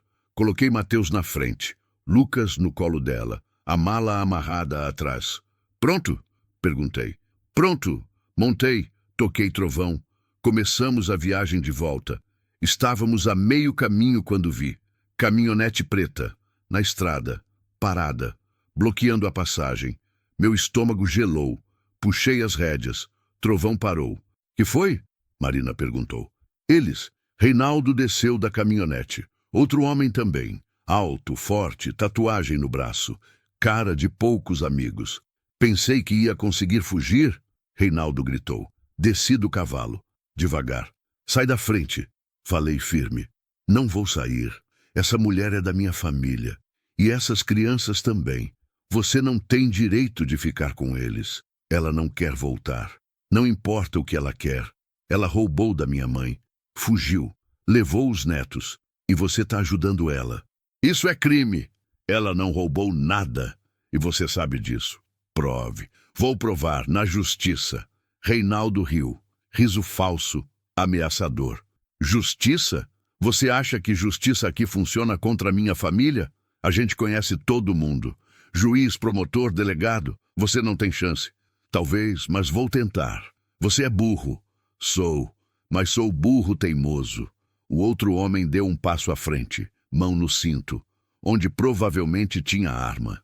Chega de conversa, ele rosnou. Pega a mulher e os moleques e vamos embora. Não vão levar ninguém. Você vai impedir? Você sozinho? Se precisar. Reinaldo fez sinal. O homem avançou. Eu não tive escolha. Peguei o facão preso na cela. Saquei. Segurei firme. Chega mais perto e você se arrepende. O homem parou. Olhou para o facão. Depois para mim. Calculou. Você não tem coragem. Tenta e descobre. Silêncio tenso. Vento batendo. Poeira subindo. Sol queimando. Marina gritou atrás de mim. Josué, não! Eles não valem a pena. Fica quieta, Reinaldo mandou. Você não tem voz aqui. Eu tenho sim, Marina gritou de volta. E digo para você, nunca mais vou voltar para aquela casa. Nunca mais vou deixar vocês maltratarem meus filhos. E se tentar tirar eles de mim, eu denuncio tudo. Tudo que sua mãe fez. Tudo que você fez. Cada surra, cada humilhação. Cada dia que passei dormindo no chão, comendo o resto, sendo tratada pior que cachorro. Vou contar para juiz, para promotor, para jornal, para todo mundo. Ninguém vai acreditar em você. Reinaldo cuspiu. Vão, porque eu tenho marcas, tenho testemunha e tenho advogado. Reinaldo ficou vermelho de raiva. Você não tem nada. Tenho ele. Marina apontou para mim. E ele não vai me abandonar. Diferente de vocês. O homem tatuado avançou. Rápido, mão indo para o cinto. Não pensei. Agi. Dei um passo à frente, levantei o facão, gritei: "Para!" Ele parou, a mão no cinto, olhos nos meus. E naquele momento ele viu que eu estava falando sério, que eu ia proteger aquela mulher e aquelas crianças, custasse o que custasse. Ele recuou. Reinaldo xingou alto: "Isso não vai ficar assim. Você vai se arrepender. Todos vocês vão se arrepender." "Tanto faz", respondi. "Mas hoje, agora, vocês vão sair da frente. E se eu não sair, eu passo por cima." Ele me olhou para o facão, olhou para a determinação no meu rosto e recuou.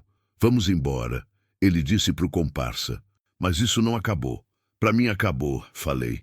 Eles subiram na caminhonete, aceleraram, saíram cantando pneu, poeira subindo. Silêncio. Abaixei o facão, mão tremendo, coração disparado, adrenalina baixando. Marina desceu do cavalo, veio correndo, me abraçou forte, chorando. "Você é louco, louco. Eles podiam ter te matado." "Não iam. Como você sabe?" "Não sei, mas não podia deixar eles levarem você." Ela chorou no meu peito. Mateus chorou também. Lucas choramingou sem entender. Fiquei ali, segurando eles, protegendo, porque era isso que eu tinha que fazer, não por obrigação, mas por escolha. Voltamos para a fazenda ao anoitecer. Céu pintado de laranja e roxo, trovão cansado, mas firme. A casa apareceu no horizonte, velha, silenciosa, esperando. Mas dessa vez não parecia morta, parecia um lar. Entramos. Acendi o lampião. A luz amarela se espalhou. Marina colocou Lucas no cobertor. Mateus correu para o quintal ver as galinhas. Fiz café. Esquentei feijão. Coloquei farinha na mesa. Comemos juntos, em silêncio, cansados, mas juntos. Depois do jantar, coloquei Mateus para dormir no quarto dos fundos. Lucas já dormia. Marina ficou sentada na varanda comigo, olhando as estrelas. "O que vai acontecer agora?" ela perguntou baixo. "Vamos fazer a denúncia. Vamos pro advogado. Vamos lutar. E se perdermos?" "Não vamos perder." "Como você tem tanta certeza?" "Porque você é forte. Porque seus filhos merecem. E porque eu não vou desistir." Ela olhou para mim, olhos brilhando na luz fraca do lampião. "Josué, eu..." "Fala." Eu acho que tô me apaixonando por você." Meu coração parou. Não esperava isso. Não estava pronto. Mas quando olhei para ela, olhos cansados, rosto marcado, mas sorriso sincero, eu senti. Senti algo que não sentia faz 5 anos. Esperança. "Marina, eu não sei se estou pronto para isso." Falei honesto. "Ainda amo minha esposa. Ainda converso com ela toda semana. Ainda carrego a culpa. Eu sei. E não vou apressar nada. Mas queria que você soubesse que você me deu mais que abrigo. Você me deu dignidade, respeito. Você me fez sentir humana de novo. Você sempre foi humana. Só estavam te tratando mal. Mesmo assim, obrigada." Ela se levantou, beijou minha testa. Devagar, carinhoso. E entrou. Fiquei sozinho na varanda, olhando as estrelas, fumando cigarro, pensando. 6 meses depois. Eu estava no pasto consertando cerca quando ouvi o grito. "Josué! Josué! Chegou!" Larguei o martelo. Corri. Mateus vinha correndo, segurando um envelope. "O que chegou?" "A carta. Do advogado." Meu coração acelerou. Peguei o envelope. Rasguei. Li. Marina apareceu na porta, segurando Lucas, agora gordo, saudável, sorrindo. "E aí?" ela perguntou, voz trêmula. Levantei os olhos. Sorri. Ganhamos. Ela largou tudo. Correu, me abraçou, chorou, riu, gritou. "Ganhamos? Mesmo?" Guarda total das crianças. Ordem de restrição contra a família Barbosa. E indenização por maus tratos. Jesus! Jesus! Ela caiu de joelhos, chorando. "Meus filhos são meus, meus filhos são meus." Mateus me abraçou. "Tio Josué, o que isso quer dizer?" "Quer dizer que ninguém vai tirar vocês da sua mãe. Nunca mais." Ele sorriu, aquele sorriso de criança que finalmente pode ser criança. A vida seguiu, devagar, simples, digna. Marina ficou, não como hóspede, mas como parte da casa. Ela cuidava da horta. Eu cuidava do gado. Mateus ia para a escola na cidade. Lucas crescia forte e saudável.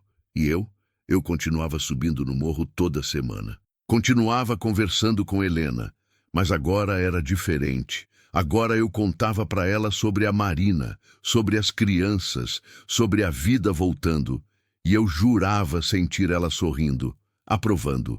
Um ano depois, numa tarde quente de dezembro, Marina e eu estávamos sentados na varanda.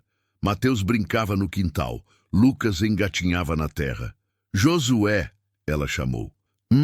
Eu sei que ainda ama a Helena. E tudo bem, eu nunca vou pedir para você esquecer ela. Eu sei, mas será que tem espaço no seu coração para mais alguém?